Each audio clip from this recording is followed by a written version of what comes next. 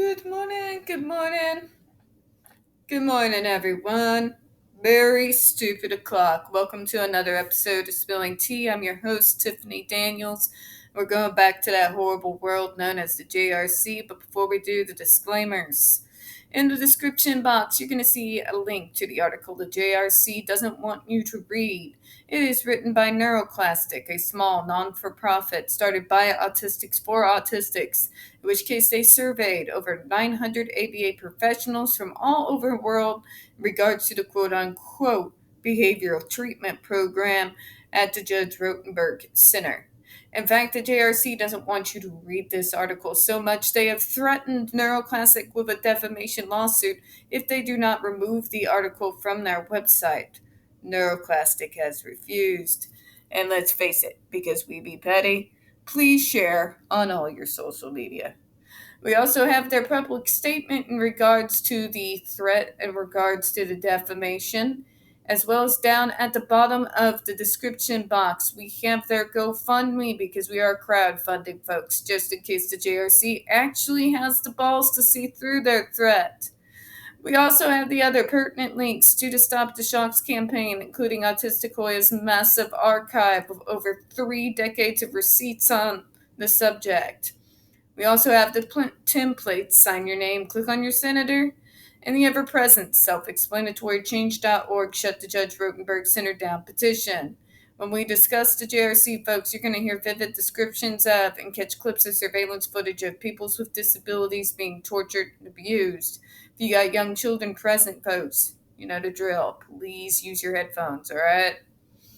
Also, it is 4:14 a.m. in the morning, and it is freaking hot. Bleh. Coat off. I am not entirely here, folks, so if I stumble over my words, apologies in advance, alright?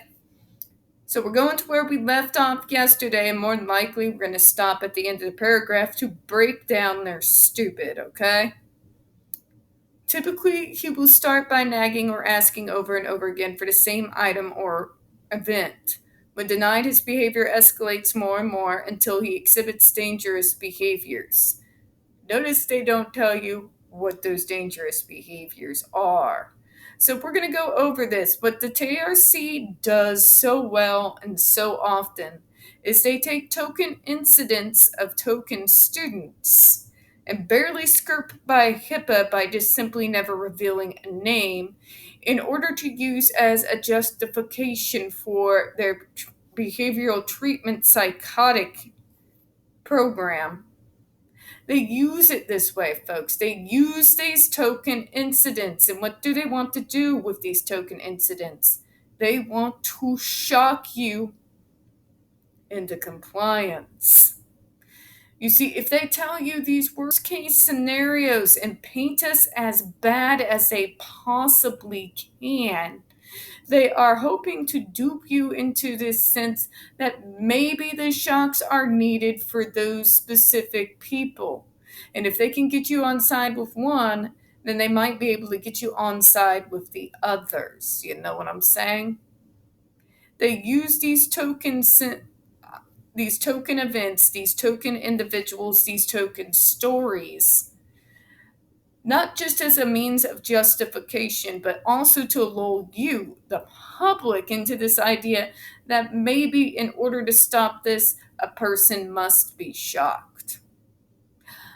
They're banking on that. They're banking on you not doing your homework. They're banking on you not thinking with common sense, but to act on your feelings. They are banking on you to not know about the other psychotic shit they get up to behind closed doors. You know what I'm saying?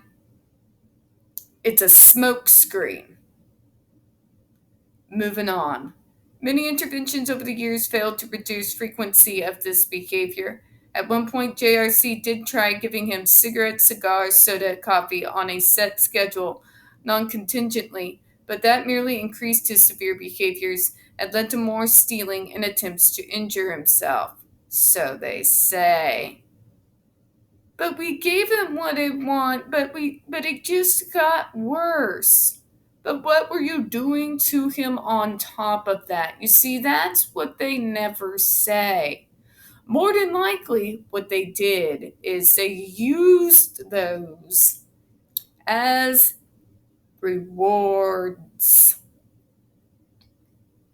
You know what I'm saying? When you got a strong nicotine addiction and you have to earn the right to set nicotine, we all know that when you are quitting smoking, when you're getting off of nicotine, that irritability and anger are pretty prevalent during that time, especially when you're first coming off of it, right? When you have a neurodevelopmental disability on top of that, more than likely your not so fun traits are more likely to feature themselves up close, right up and front and center. So they'll tell you that they tried, but they want you to turn your brain off and not think. Let's talk about these others here besides nicotine, caffeine. So, folks, anybody who's addicted to caffeine, what happens if you go a day without it? Serious, serious migraines, right?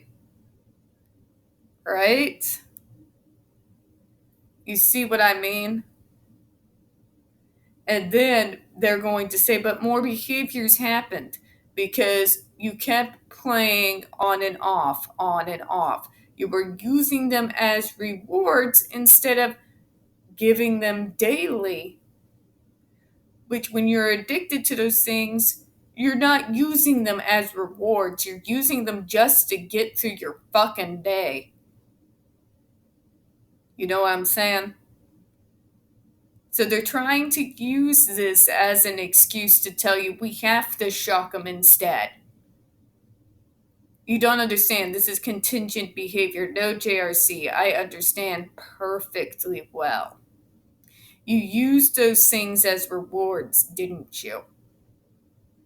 You made them have to earn the right to them, didn't you? You know their addictive qualities, but you still used it as rewards. And when you do that and the person doesn't measure up, then they don't get the item that they're addicted to. You knew behaviors were going to come from it, didn't you? Just breaking it down for you. Making these items accessible contingent upon behaviors. You see that. Was an improvement, but the nagging persisted. See?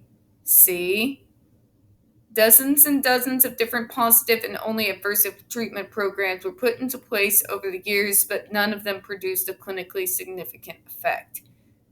That's because the JRC is banking on you to not understand addiction. You know what I'm saying? And they just proved my point, contingent upon behaviors. Moving on. Once nagging was treated with skin shock, however, the behavior decelerated. More importantly, the health dangerous behaviors associated with obtaining or attempting to obtain mind-altering substances decreased and is now at the lowest point since his return to JRC in 2001. They use mind-altering too to kind of lull you. You're like, oh, mind-altering drugs, oh my god. It's coffee. It's a cigarette. It's not like he was tripping balls on acid or ecstasy. But they're going to use those words because they're trigger words in society. Okay? With behaviors that frequently begin with seemingly minor behavior that escalate into dangerous behaviors, it's important to treat the earliest behavior in the chain. For this individual, the earliest observable behavior is nagging.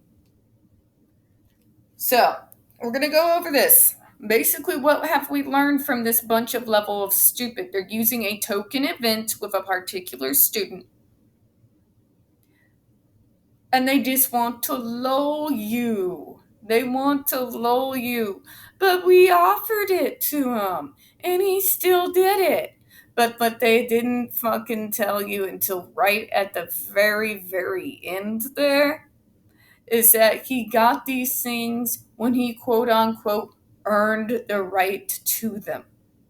They want you to forget about the rules of addiction. They want you to forget about the fact when you have someone who's addicted to nicotine and you force them to go with and without, with and without, with and without, and they don't want you to realize that behaviors can come from that. It's cold turkey, give you some. Cold turkey, give you some. Cold turkey, give you some. This is going to produce behaviors. And then they punish you for it. I want you to think about that. I'm going to close out on that this morning, folks. We don't get very many views on this channel, especially on this subject, and the few that we do get due to get removed from time to time. Please don't forget to hit that like button, hit subscribe, and don't forget to hit the comments. I do appreciate your time this morning. As always, we here at Spelling Tea hope you have a good one. Bye-bye.